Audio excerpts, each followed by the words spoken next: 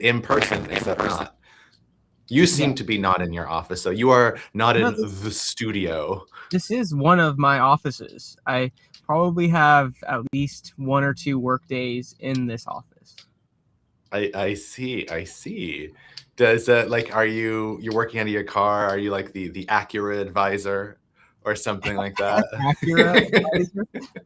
I needed the alliteration. Like, what's the founder thing that's going to start with a T for your Tesla?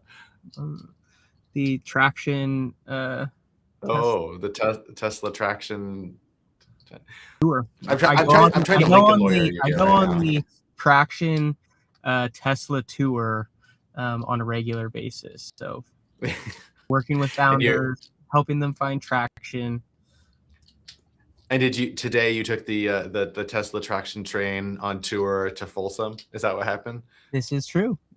So I was on a panel about going from idea to investable, and had a good discussion there, and was nice to represent the Traction Lab and our methodologies. So awesome.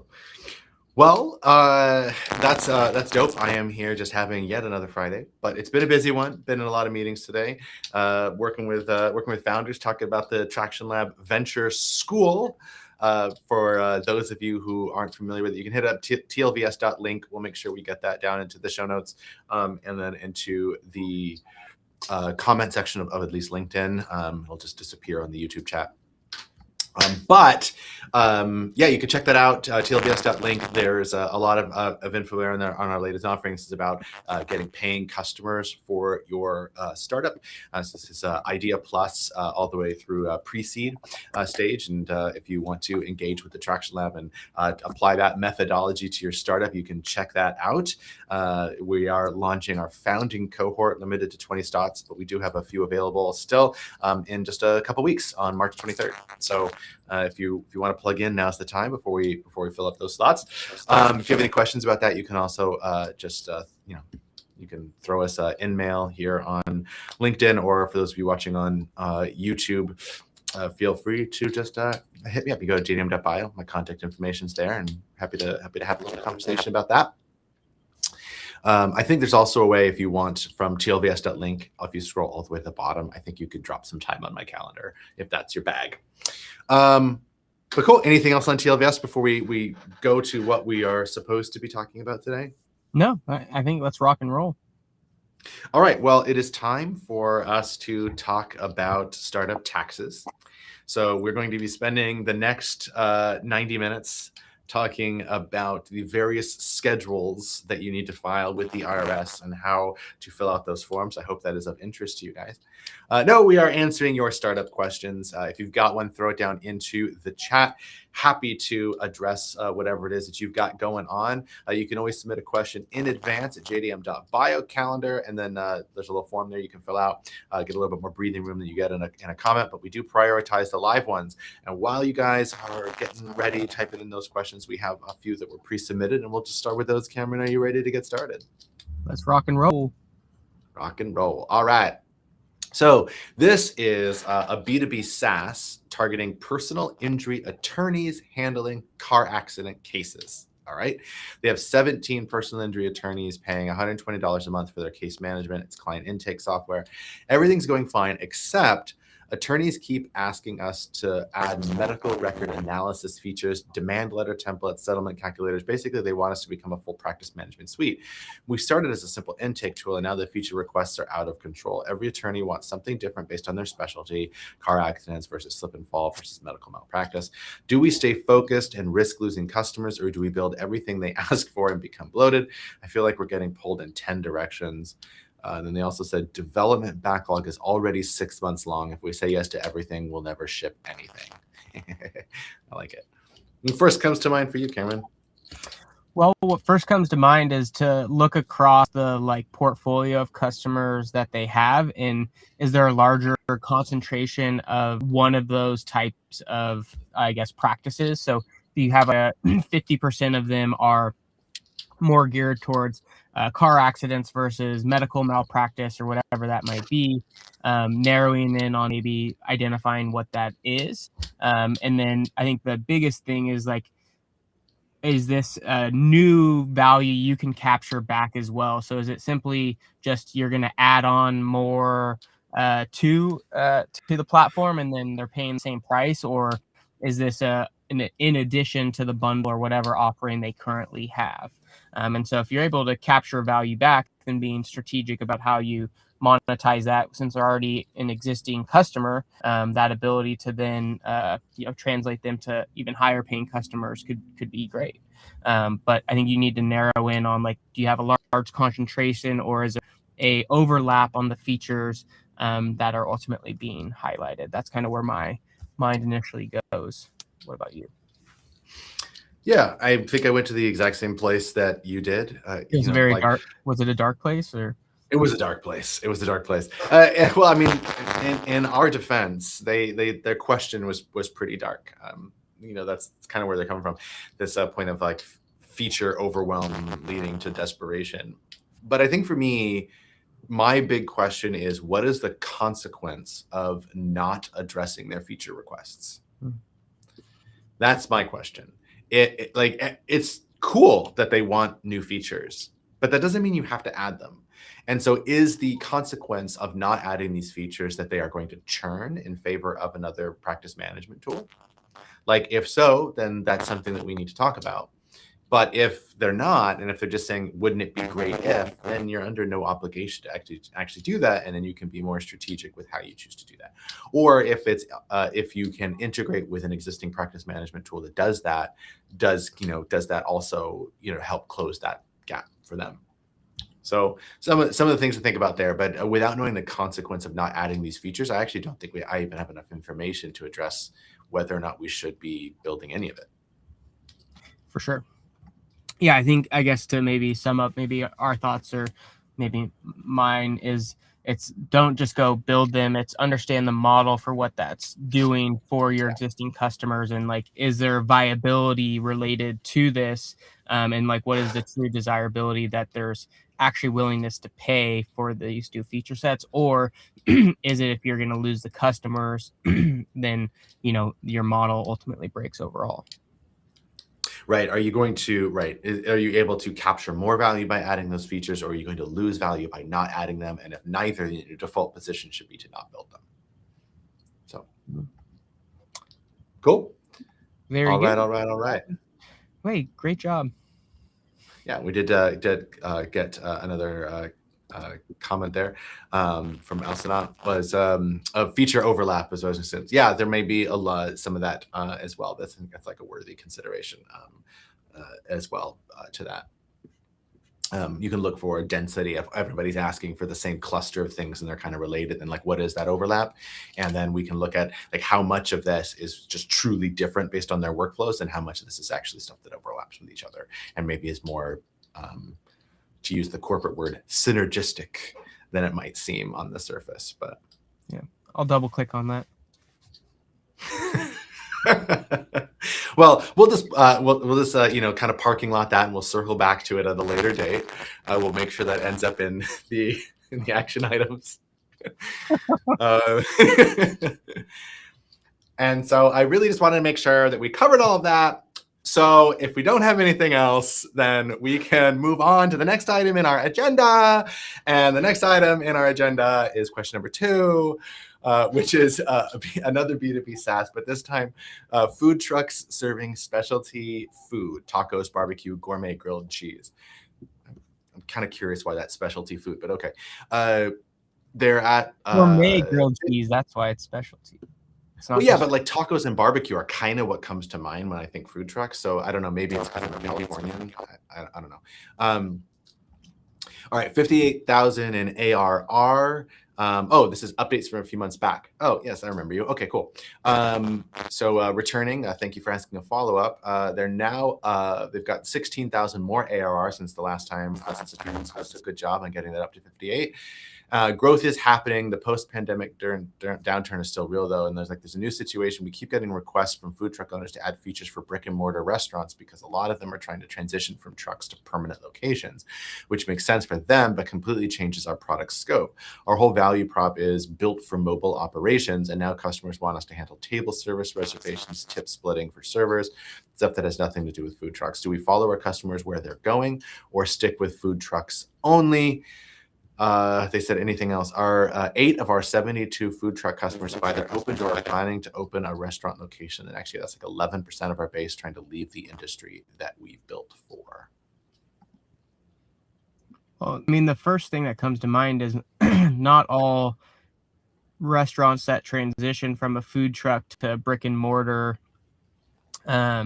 actually abandon the food truck. So they still might need that operations. They're just saying we would like something in addition to support with the I guess brick and mortar component of it. And so I would be curious to go to those, say 8, which again is a pretty small percentage. So I'd like by no means have you saturated the food truck market. There's a lot of room for you to continue to grow, and I think understanding what that to more customers would look like. But then again, if that is a sign of people are setting up the brick and mortars, my assumption is that they're not likely removing the food truck from their operation. So if you're still able to solve that problem, might as well continue to solve the problem and find more of those customers. But that's my initial take. Do you think the implication was that, like, by adding the restaurant, they are needing some other type of software too, and that they're worried about that open table or whatever it is that they're actually replacing, that's actually going to be a replacement for what they're doing with their food truck? It's like, well, if we have to do this for the restaurant, then we might as well just use that instead for the food truck. Was that implied? It seemed like it wasn't necessarily just like open table, but maybe I'm not. I would have to go back and see what exactly the like offering is. So they will request food. I mean, it seems like it wouldn't be that if it's just a like food ordering thing. I feel like some of it does change to more restaurant, but and then again, like is the brick and mortar, like, is their intent to do like deliveries or like there's so much more I think for them to uncover and discover in that process, and like what is the problem they're actually solving for versus just like they might be getting insight from their customers that they're transitioning from just purely food trucks into the brick and mortar space, and like is there an opportunity to like work with them because they've obviously sounds like they've gotten value. And so I think going to like back into the discovery mode about what are the pain points that they're foreseeing in this space, and getting back some of that is where I would go. Yeah. I'm reminded, I can't remember if it was last week or the week before, but sometime in the last few weeks, one of the questions that we got was around a dying industry, and that is what they called it, but it wasn't really a dying industry. Was it restaurants where they were talking about really high close rates? You know what I'm talking about? Yeah. Anyway. I don't remember if it was food or... Yeah, it doesn't matter. Anyway, it was the sommeliers. That's right. The with the restaurants closing, and so it's like a little bit adjacent. But one of the things that we were talking about, and so maybe check that office hours out. I think that was last week, but was that like it's just the fact that you have that like 8% or 10% or whatever it is of your customer base opening a restaurant doesn't inherently mean that you have a problem. And if that translates to like that 10 or a 12% monthly churn, then you have a big problem. But if it's like, there's a few different components of this, like a few different factors that are important. So one is this just the normal cost of doing business, right? So that you acquire customers, they're going to stay with you for a while. Some certain subset of them are going to graduate out because food trucks were a means of market testing. And then the eventual dream was always to open a restaurant. And so they were going to do that anyway. And that's just like the path that they go through for some subset of them. And if so, like, okay, great. The second thing to look at is, what we usually call the payback period, which is if you look at how much your customer acquisition cost was, is that eventually out, do you outpace that with retention. And so like once the payback period is the amount of time it takes for a customer to pay back their customer acquisition cost. And so if that payback period is longer than your retention, you're losing money. And so if you are selling to a food truck and that food truck, the customer acquisition cost is, I'm just going to make up some numbers here, but like, let's say that it's, $1,000 for them and they're paying $100 a month, right? Then it's going to take you 10 months to get that money back. Only starting in month 11 do you even start making money. And that's not actually true because I'm assuming 100% of that is profit. So it's actually a worst case scenario than that. But just to keep the math easy, I'll leave it at that.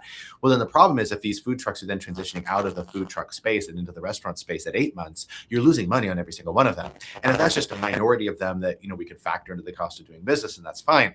But if that's like a pattern, then we actually do need to address that because we're inherently just losing money on every single sale that we bring in. So you have to look at that math too and say, like, how does this actually track from an economics perspective? And then if so, like if it does work out that poorly, but it is just this subset of them that are doing that, then are we able to tell the difference? And then can we just try not to sell to those guys because we're never going to make the money back? So it came to mind for me. I don't have anything new to add. Awesome. Well, we've got two more pre-submitted questions. If you've got one or anything you want to chat about live or any opinions you've got, drop those into the comments. We always prioritize the live ones here, but we have two more of the pre-submitted questions that you can always submit at JDM.by. If you want a little bit more breathing room than you get in a LinkedIn or YouTube comment, you're welcome to do that. But here we go, question number 3. So this is a B2B SaaS for indie podcast editors working with multiple shows. Okay, cool. I know some of those guys. They've got an MVP in progress. So we're building workflow management specifically for podcast editors, file versioning, client feedback loops, delivery tracking, invoicing. The editors I've talked to, about 35 so far, all say they need this. But when I ask what they currently use, it's like Dropbox, email, and Google Sheets.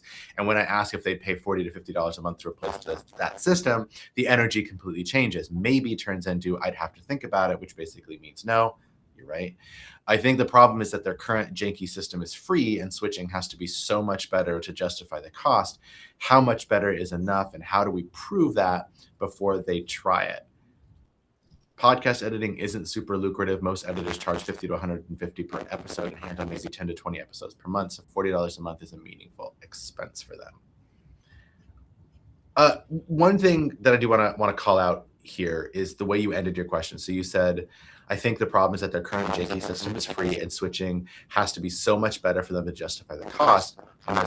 How much better is enough, and how do we prove that before they try it?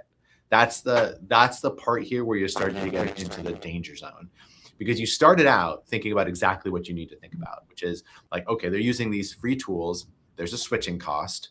And that switching cost is not only going to include the cost that they're paying you, but it's cost from switching from this manual process that they probably have pretty well dialed in right now into a totally new system. And you're going to have to be a lot better in order to do that. But the second part of it, like how do we prove that before trying it, is actually just fundamentally answering it the wrong way. Because what you're trying to do is say like, well, if I can get them in the ecosystem, and then they'll just by using it, they'll know that it's much better. Well, what you actually want to do is have a value proposition that's sufficiently compelling because it's attacking a pain that's severe and urgent. So trying to flip this from how can we be so much better than the free stuff to say, what is the problem that these editors currently have right now that's costing them whatever it's costing them, and how do we fix that problem for them? That's the right way to approach it, always from the customer's problem and not from how can we sell our solution, how can we convince them that our solution is so much better than whatever it is that they're already doing right now. I wanted to start with that just to kind of reframe the issue a little bit, but Cameron, feel free to take it in a completely different direction. Yeah, I think, what stands out to me is the really trying to understand what value they're deriving. So like, I kind of just saying, oh, this is how they workflow. Here's why we have a solution for this other workflow. I just said it's going to cost $40, and that's kind of where they got turned off. And so understanding like what is the dollars and the switching costs. So if that like allowed them to go from, say there'd be 10 to 12 episodes per month, but this will streamline them 20 to 30. Well, it pays for itself in a matter of one new thing, right? And so ROI, not just in terms of time, but allows them to actually with more clients. And so I think it's not clear in the way that at least it was articulated to, and maybe even to the customers, of how their life is being invested $40. I think that clarity will help them translate. And if it's not enough return on investment, then they're not likely to convert. True story. I think that there's another pattern that I see a lot that I wanted to call out. Like, one of the things that we talk about a lot is how people in our space, anything adjacent to startups, from investors, venture capital, associates, advisors, anybody in this space is a pattern recognition machine. So we see so many different things. We've seen some things that work. We've seen some things that don't. It's a biased perspective, right? Based on the just based on what we've been able to see. So it's like there's no way to avoid that. It is systemically biased, but we're still recognizing patterns for things, and a lot of how we form conclusions around things is based in part on what's said, and in part on us mapping on what's said to an existing pattern that we know, and we almost never call that pattern out. And so then it's not always clear to founders where that conclusion is coming from, because it was coming in, from substantively something that was never said out loud. And that pattern recognition is right more often than it's wrong, but it is still wrong sometimes. And so I want to call out the pattern that I'm seeing here, so that we can be really explicit about it. We try to kind of pull back the curtain as much as we can at the Traction Lab. So here's the pattern I'm saying.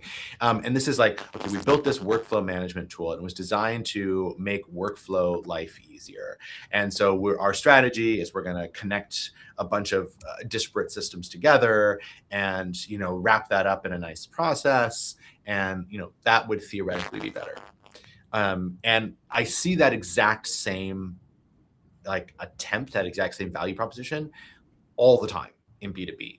Particularly like when you're targeting small business, right? Who have these like disparate systems, and we just want, if only everything was all in one place, right? Is another version of that pattern. Instead of having 5 tools, if it was all in one tool, it would just be better. And there's a really big difference between just theoretically being better and actually being better, or sufficiently better to overcome switching costs. And from my experience, my biased perspective, and what my pattern recognition machine tells me is that absent special circumstances, that almost never works. So my default position when you tell me that, what I'm hearing here is that we're building this workflow management tool that's replacing all of these existing free tools that everyone's out using, is there's no there. And I'm kind of mentally already a little bit out, because I'm wrapping it onto a pattern that I know doesn't work. And that's because I actually did not hear, and in fairness, you weren't really asking about it, but I did not hear anywhere in what you said what the pain that these indie podcasts editors are actually feeling right now. Like, what's the problem? They're editing all these podcasts a month. They're not making too much money. They have these manual tools. So fucking what? Like, what's the consequence of that? Like, how is that really, impacting or affecting them? And why is a workflow tool the right way to approach that? Absent that compelling story, I'm mapping this onto the pattern of we're just trying to cobble something together that might theoretically be better, but in reality, nobody's actually going to buy. Especially when you're competing against a series of free tools. I don't know. I just wanted to call that out. Well, thank you. Am I off base here, Cameron? No, I thought it was solid. And yeah, I mean, I think what we hope to try to bring is what usually gets passed as a no, we're not interested, or oh, this isn't something that we dabble in, or this doesn't look as good. They're peeling back what the process is of how we came to that thinking and methodology. Cool.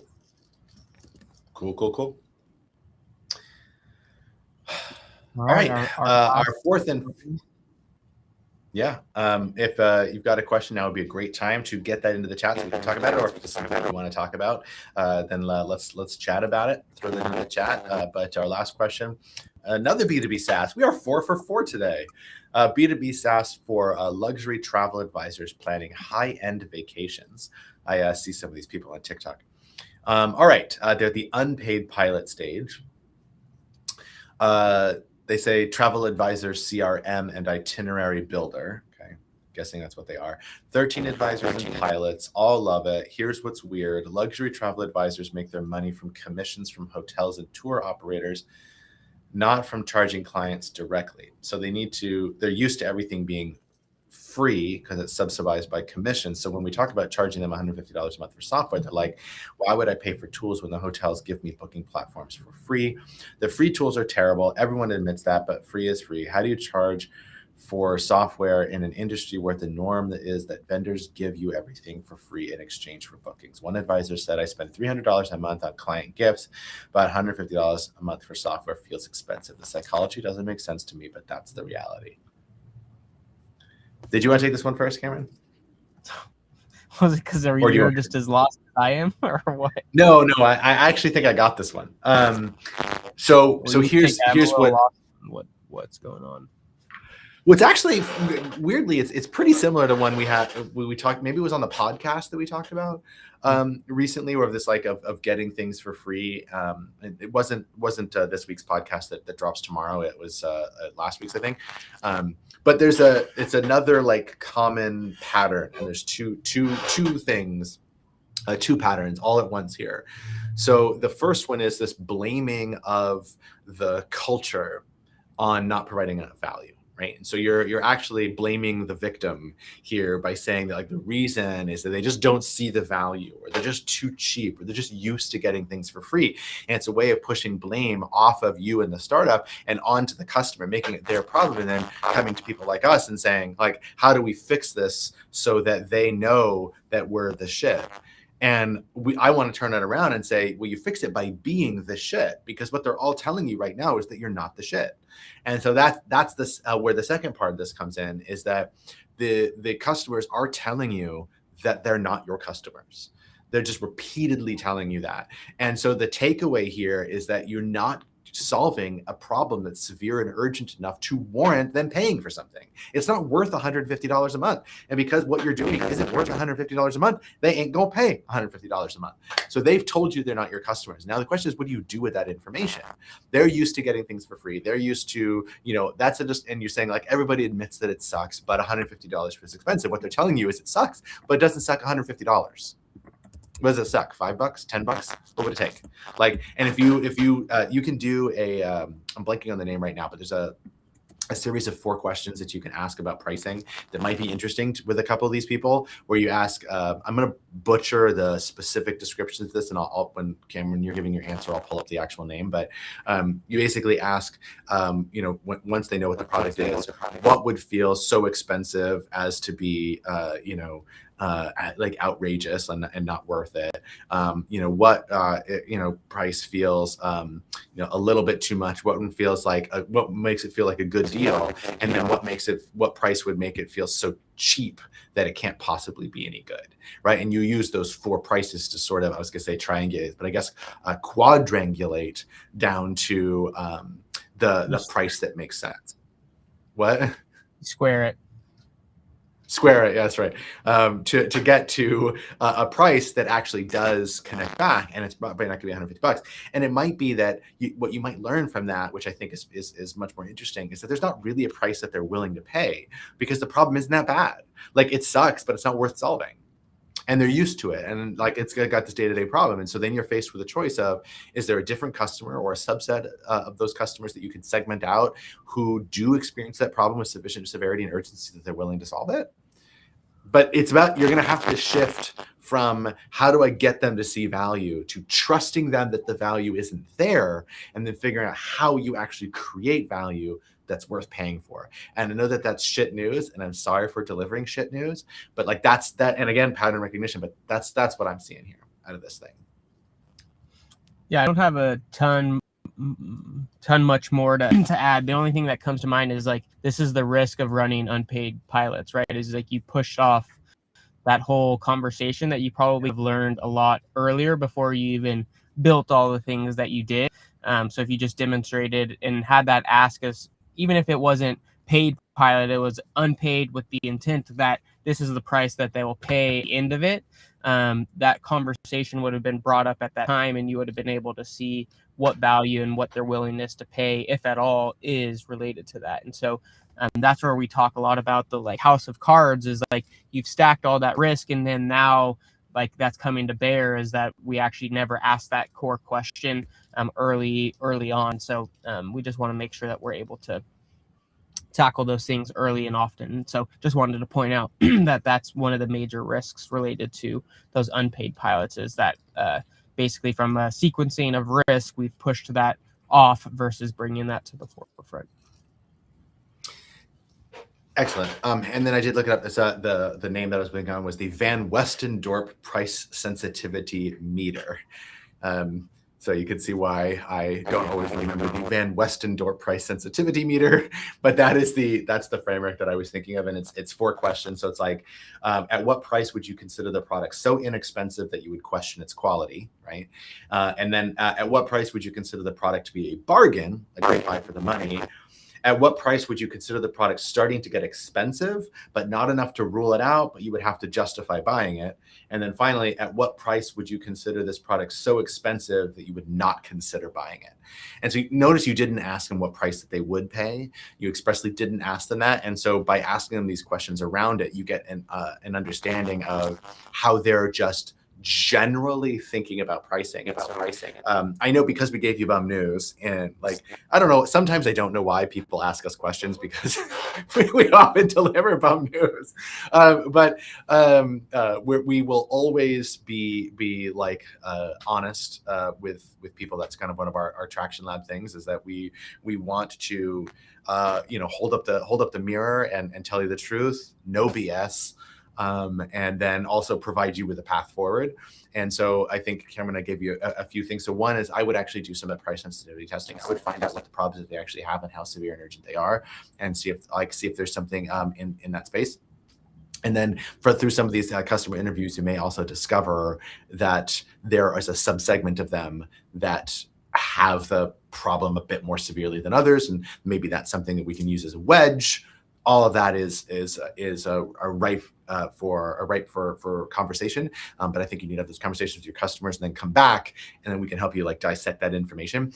And then lastly, to generalize it to Cameron's suggestion, which is more of like a retrospective thing, but like is never do unpaid pilots.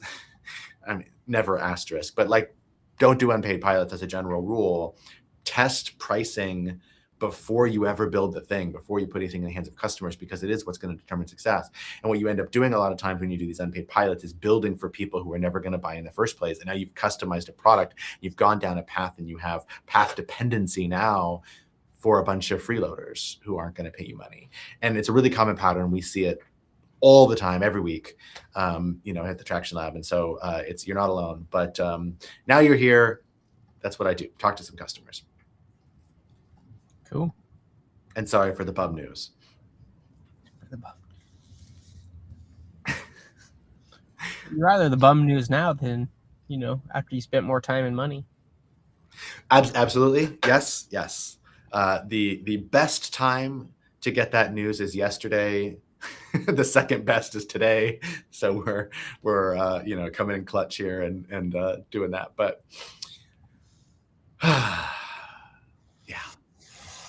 well, we have extra minutes if we went through these questions faster than we normally do.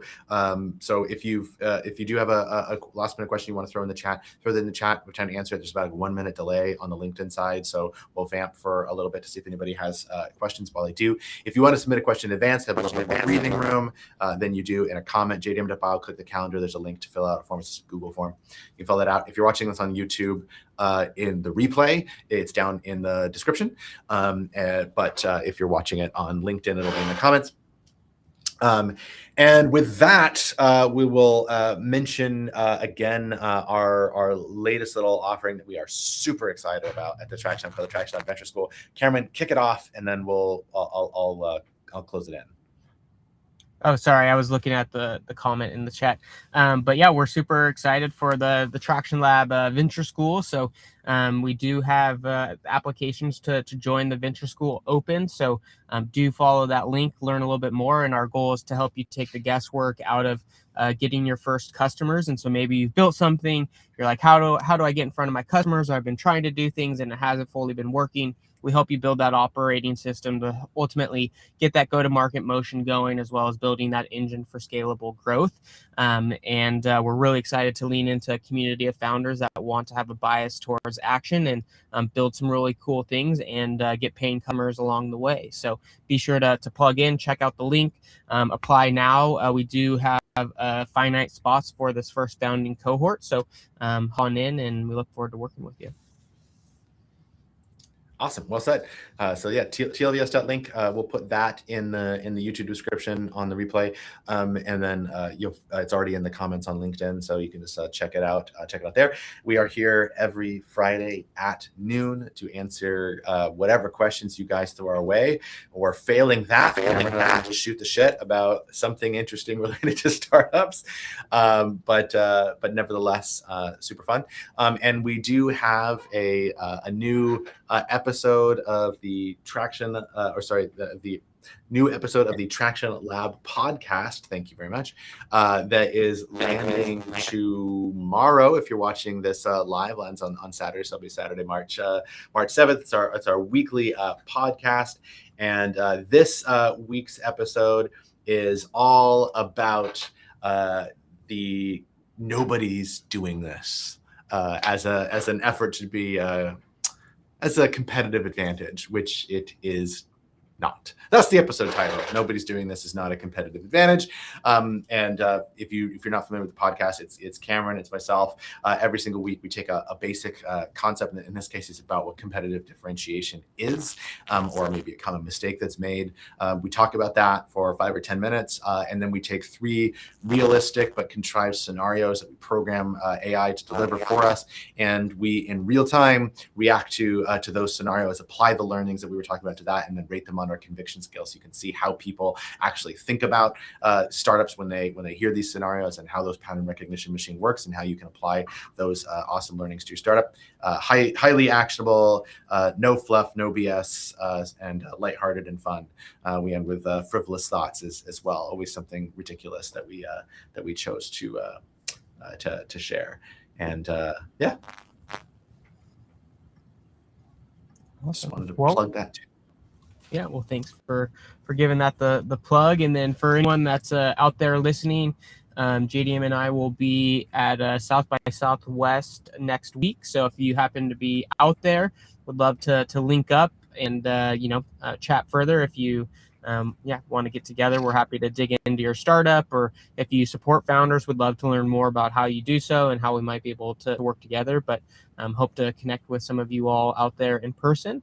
But with that, I'm not sure if we have anything else but to say, our usual exits, which is bye. Bye.